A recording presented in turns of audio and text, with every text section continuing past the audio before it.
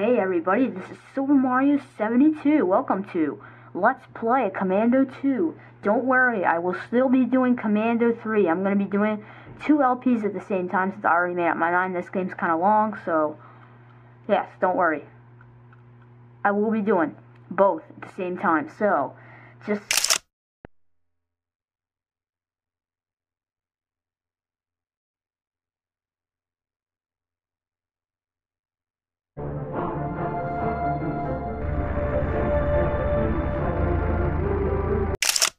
שלום לכולם. הסרטון של היום הוא טיפה שונה מהסרטונים הרגילים האפלים המסתוריים. זה סרטון שהוא יותר אישי.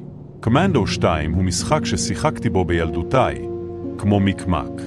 משחק שהחזיק איתי שנים. מצאתי בו שלווה ודרך לברוח.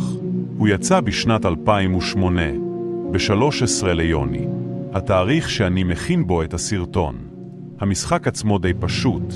יש שלבים, נשקים ואויבים, אבל תמיד מצאתי באטמוספירה הזאת משהו מיוחד, משהו מרגיע, משהו נוסטלגי.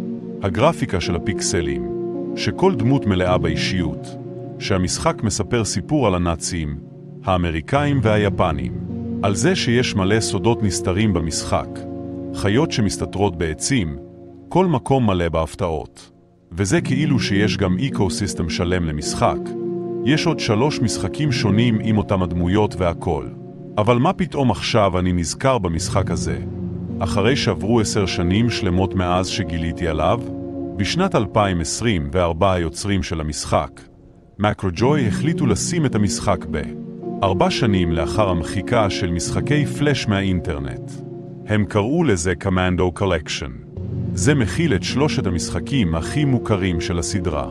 ידעתי שהייתי חייב לקנות את המשחק ולתמוך ביוצרים. שיחקתי בו שוב, נזכרתי בתקופות אבל לא חשבתי יותר מדי על זה. נדלג לאפריל 2025. מקרוג'וי מוציאים הודעה בקהילה שלהם שהם הוציאו את הסיום הרשמי של המשחק, 17 שנה לאחר שהוא יצא. בשבילי זה רגע גדול מאוד. במיוחד בתקופה שכל האינטרנט מרגיש כאילו הוא מת. כאילו אין יותר אהבה בין היוצרי משחקים למשחקים שלהם. זוהי קרן אור לחובבי משחקים ישנים. אני מקווה שהרבה יעשו כמוהו. נהניתי מאוד לסיים את המשחק ששיחקתי בו לראשונה לפני 10 שנים. אוסיף טיפה מהמשחק לפני שאסיים את הסרטון. תודה רבה שצפיתם.